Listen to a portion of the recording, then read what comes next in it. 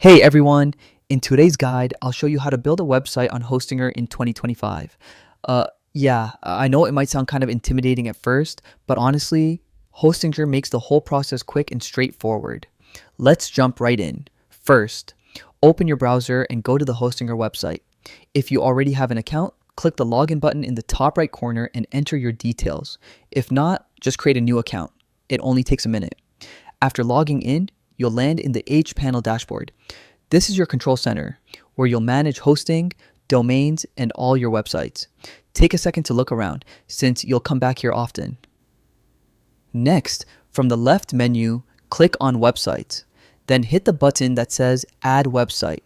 This is where you'll officially start setting up your new site. Now you'll get the option to pick how you want to build your site. Go ahead and select Hostinger Website Builder. It's super beginner friendly and works great for blogs, online stores, or even personal portfolios. Once the builder opens, you'll see a library of templates.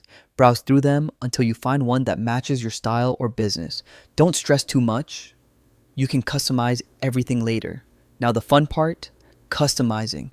Use the drag and drop editor to add text, change images, and adjust layouts.